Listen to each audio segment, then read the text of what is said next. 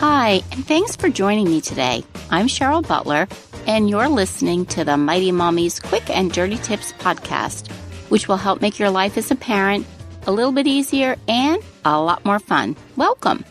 Today's episode is number 523, What Your Teen Wants You to Understand.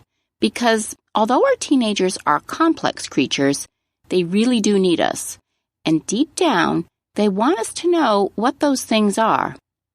I personally love being the mom of several teenagers, even though we have our moments. So today, there's a lot of interesting stuff we're going to talk about when it comes to relating to our teens. So, do you ever wish that you could get inside your teenager's mind? Especially on those days when they're super cranky and sullen for apparently no reason at all? At this point, 4 of my kids are in their 20s and 4 are in their teens. You'd think that after all these years of parenting, I'd have figured out the secret to raising teens, but since they alter their moods as fast as a chameleon changes color, I'm always seeking new ways to connect. I recently attended a local workshop on raising successful teens, and I walked away with a better understanding of really what makes them tick. I'm often asked what I consider to be the most difficult years in parenting since I have 8 kids, the toddler or the teen years. In my experience, hands down, I can say that raising toddlers was far more exhausting and, in some cases, even painful.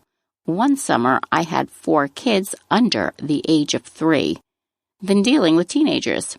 Call me crazy, but I'd rather teach a child to drive than how to use the toilet. Raising teens is no picnic, but when you can think from their perspective, it does make living under the same roof much more tolerable.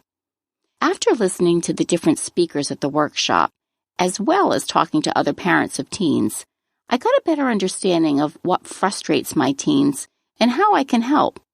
So the next time you're feeling like tearing your hair out from your teenager's attitude, consider these 4 things that he needs you to understand. First, be available for me. One of the speakers highly recommended The Available Parent, Expert Advice for Raising Successful and Resilient Tweens and Teens, written by clinical psychologist John Duffy. In his foreword, Dr. Duffy states, "As a parent of a teenager, your top priority, before anything else, is to stay in touch with your rapidly changing youngster." The idea is that you need to tune into your teen's fluctuating emotional dial. In other words, being available means we accept our teen just as lovingly on the days that he loathes us as we do on the days he's expressing a desire to tolerate or interact with us. Doesn't this send a mixed message to the scowling teen? Asked many members of the audience. The answer was no. The message in Dr. Duffy's book was that parents need to make themselves available no matter what the current circumstances are to their teenager. One father that was in the audience, he shared a heartfelt example about the struggles he had been experiencing with his 15-year-old daughter, who had become quite hateful towards him since he moved in with his girlfriend. He and his wife had divorced many years ago. Though it was his ex-wife who asked for the divorce and had remarried rather quickly, his daughter seemed accepting of her mother's new arrangement, but was completely disrespectful towards her father when he tried to start a new life for himself. Therein lay the problem. He was starting a new life, and his daughter felt as though she was no longer important to the man she adored. He himself had been very hurt by his marriage ending and wasn't able to see how difficult the whole situation was for his daughter. She cherished the time she got to spend alone with her father. So when the girlfriend became an important part of his life, she turned to some ugly behaviors, both at home and in school.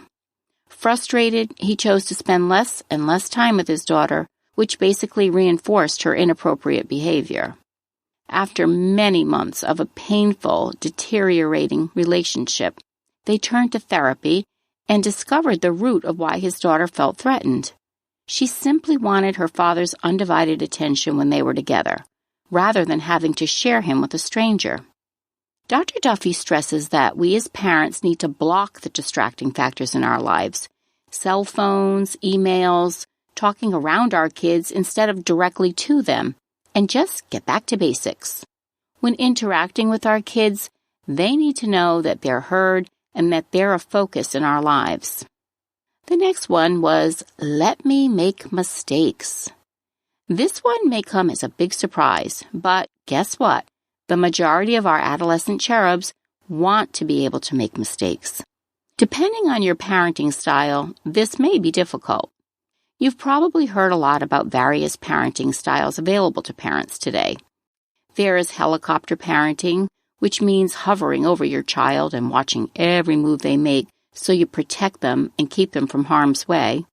Then there's the opposite, free-range parenting, which means giving children greater independence and less parental oversight. And of course, there's Tiger Mom parenting, inspired by the book Battle Hymn of the Tiger Mother by Amy Chu.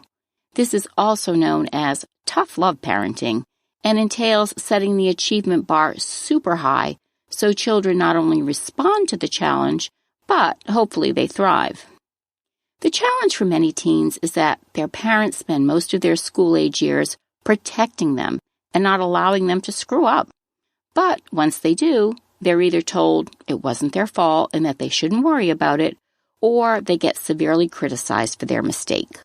The panel of speakers was unanimous in their recommendation for parents to let their kids gain valuable life lessons by making mistakes. The key, however, is not to criticize your teen for making poor decisions, but to help him learn from them. So, when you overhear your daughter telling her friends that she can copy her assignment from another student and submit it as her own, and of course the teacher's not going to notice, hold your tongue. And when your son insists he can wash reds and whites together in hot water, resist the urge to correct him. Bonus points if he's been buying some of his own clothes now. When the consequences of these decisions come back to haunt them, don't say, I told you so. Remain calm and remind them that the smartest people are not those who never make a mistake, but those who use mistakes to make better choices the next time around.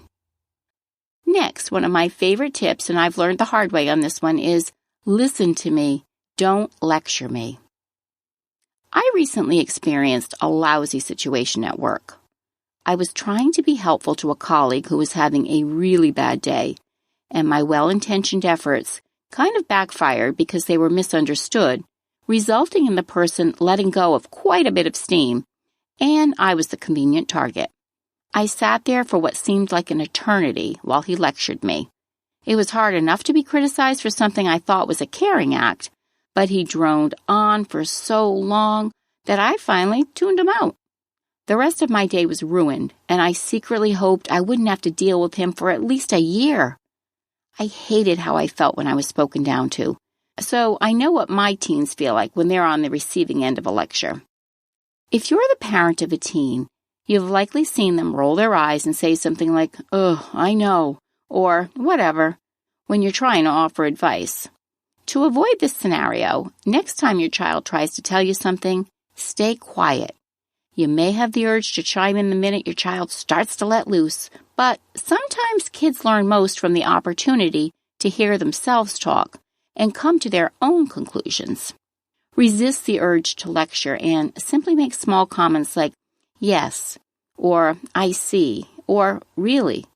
This shows your child that you're tuned in, but you're not judging. Next, tell me that you love me. Remember when your teen was a precious newborn? Everything about them was so unique, so fresh, so new. You had such grandiose plans for the future, and you promised to love them unconditionally, no matter what. Well, regardless of whether you're facing a difficult time with your teen or not, when was the last time you reminded your teen of your love? In 5 Secrets to Love Your Child Unconditionally, parenting expert Dr. Laura Markham says, unconditional love isn't just what we feel. It's what the object of our love feels. Love without strings attached. That means our child doesn't have to be or do anything in particular to earn our love. We love her exactly as she is. Your teenager may never admit it, but she yearns to hear her parents say, "I love you," which in turn lets her know she's a valued and meaningful part of your life.